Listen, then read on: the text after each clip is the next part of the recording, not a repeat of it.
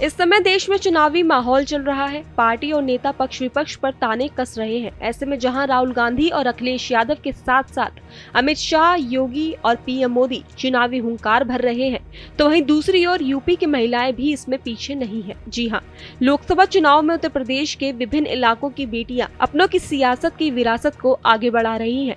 मालूम हो कि लड़कियां आजकल हर क्षेत्र में आगे है, लड़कों से कंधा मिलाकर चल रही हैं। ऐसे में राजनीति में भी महिलाएं पीछे नहीं हैं।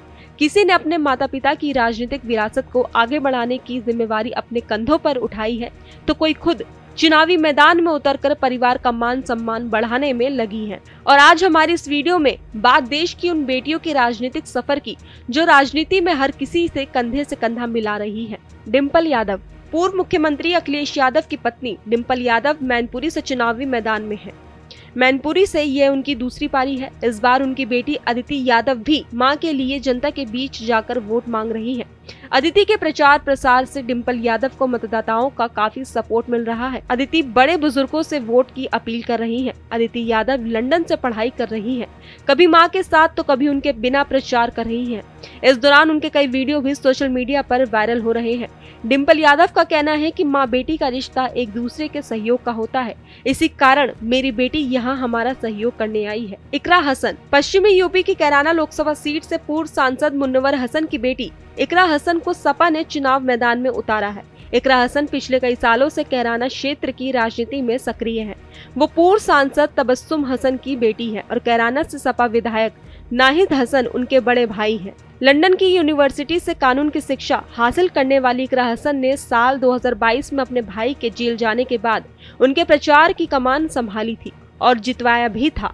इकरा हसन पूर्व में जिला पंचायत सदस्य पद पर अपनी किस्मत आजमा चुकी है। इस बार वो कैराना से चुनावी मैदान में है। इनके खिलाफ बीजेपी के प्रदीप चौधरी हैं। श्रेया वर्मा। श्रेया वर्मा को समाजवादी पार्टी ने गोंडा से टिकट दिया है। श्रेया वर्मा पूर्व केंद्रीय इस्पात मंत्री और सपा संस्थापक मुलायम सिंह यादव के बेहद करीबी रहे बेनी शर्मा की परपोती है। बता दें कि दिल्ली के रामजस कॉलेज से इकोनॉमिक्स में ऑनर्स करने वाली श्रेया वर्मा ने राजनीतिक की शिक्षा में अपने बाबा और पिता से ही ली है। श्रेया के पिता राकेश वर्मा भी विधायक और राज्य सरकार में मंत्री रहे हैं। वो कुछ साल पहले सपा में आई। उन्हें महिला सभा की राष्ट्रीय उपाध्यक्ष भी बनाया गया है। साल 2022 के चुनाव में अपने पिता राकेश वर्मा के साथ प्रचार की जिम्मेदारी इन्हीं के कंधों पर थी। इसी अनुभव के बल पर वो गोंडा से अपना भाग्य आजमा रही हैं। उनके खिलाफ बीजेपी के कीर्तिवर्धन सिंह चुनावी मैदान में है। प्रिया सरोज। समाजवादी पार्टी ने अधिवक्ता प्रिया सरोज को सुरक्षित सीट मछली शहर से टिकट दिया है। ये 3 बार के सांसद और वर्तमान 2022 में मछली शहर की केराकत सीट से विधायक तूफानी सरोज की पुत्री हैं।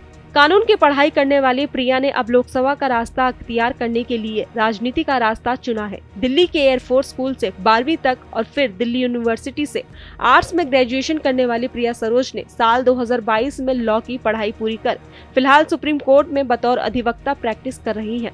उन्होंने बताया कि वह शुरू से ही पिता के साथ राजनीति में सक्रिय रही है। ये दावा भी कर चुकी हैं कि संविधान बचाने के लिए चुनाव लड़ रही हैं। इनका कहना है कि राजनीति में महिलाओं को आगे आना चाहिए, अपने अधिकारों को समझने की जरूरत है। जब तक वो आगे नहीं आएंगी तब तक उन्हें उनके हक के बारे में पता नहीं चलेगा। अब आखिरी में बात करें नुसरत अंसारी की। गाजीपुर से 5 बार विधायक और 2 बार सांसद बने सपा प्रत्याशी अफजाल अंसारी ने अपनी बेटी नुसरत अंसारी की भी राजनीति में एंट्री करा दी है, जो अपने पिता की जीत के लिए प्रचार करती देखी जा रही हैं। बीते दिनों शिव मंदिर में जाकर उन्होंने पूजा अर्चना की, महिलाओं के साथ बैठकर कीर्तन भी किया। अफजाल अंसारी का कहना है कि हमारी बेटियों में बहुत हौसला है, बेटियां किसी से कम नहीं है, बस उन्हें अवसर मिलने की जरूरत है। बताया जा रहा है कि अगर सपा उम्मीदवार को कोई कानूनी अड़चन आती है तो उनकी बेटी को यहाँ से उम्मीदवार बनाया जा सकता है।